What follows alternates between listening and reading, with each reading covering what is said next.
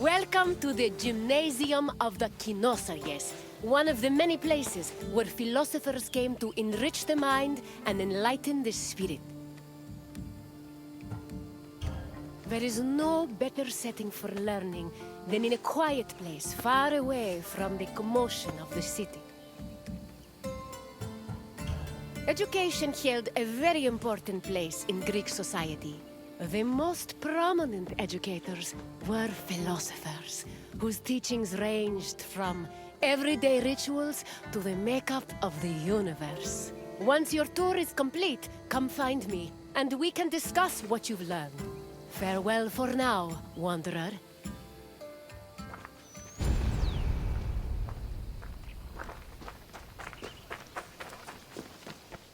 Philosophy comes from the Greek word philosophia, or love of wisdom.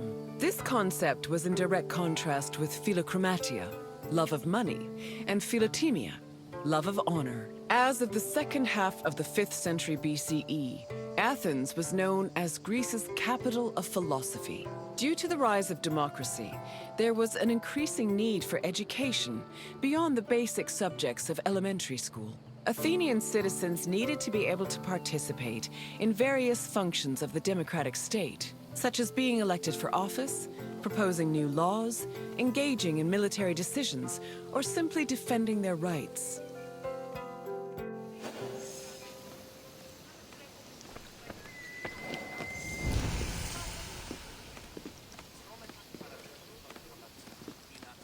Originally, Athens had no official school buildings for higher education. Sophists and philosophers taught either in private homes or in public spaces like the theater. To recruit young pupils for long-term curricula, they also held classes in gymnasia, where young Athenians underwent physical training. The Cynosarges was a sanctuary to Heracles, located in the south suburb of Athens. At the beginning of the 4th century BCE, Antisthenes used this sanctuary as a teaching spot for his school of philosophy, the aptly named Cynicism.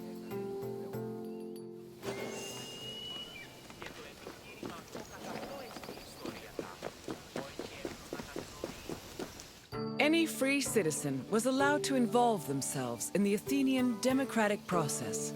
However, to truly influence the flow of politics, their speech and rhetoric skills had to be impeccable. As a result, many sophists taught subjects like logic, reason, and eloquence. These were meant to help students achieve arete, or excellence. But this specific concept of excellence was often challenged, especially by other philosophers. For example, Plato, Socrates, and Isocrates preferred a more moral approach and argued that rhetoric should be used as a means to serve the greater good. Socrates and Plato went even further, declaring that philosophy and wisdom were not only useful tools, but also ethical virtues.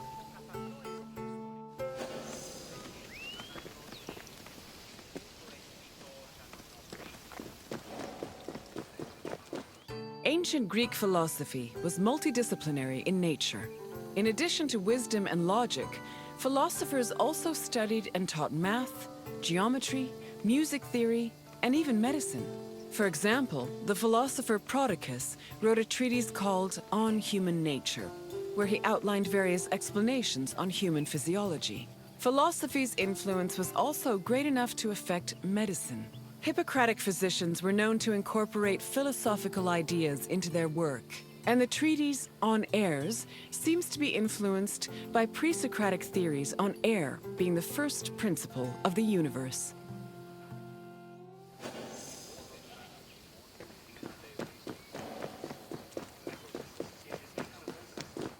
The famed philosopher Socrates had an ambiguous relationship with sophists. In Plato's dialogues, Socrates is portrayed as being in constant opposition with the famous sophists of his time. Aristophanes' comedy, The Clouds, meanwhile, depicts Socrates as a sophist himself, constantly demanding payment for his teachings. Socrates was in fact very poor and made no money off his teachings. He also differed from the sophists in that while they only taught aristocratic youths, Socrates taught everyone, regardless of station.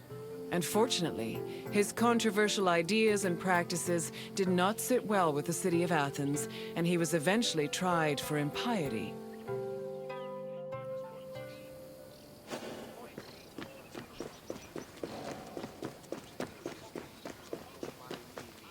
Philosophy was not only a collection of ideas, but a way of life. According to philosopher Pierre Hadot, his ancient counterparts had a daily regime of spiritual exercises to combat their passions, doubts, and illusory beliefs. These exercises included meditation on death, contemplation of nature, or speaking with a friend or mentor. Philosophers also followed specific dress codes and diets. They were also part of a community of masters and students.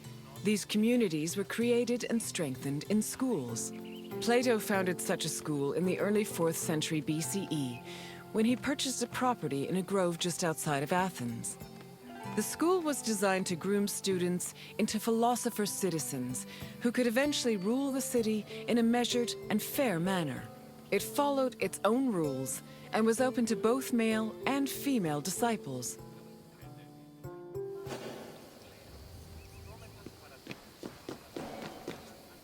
I can tell by the crease in your brow that you're already puzzling over the new things you've learned. Don't be embarrassed. Even the wisest among us need to ask questions before they search for answers. Is there anything else you'd like to do? As you wish, Wanderer. Safe travels.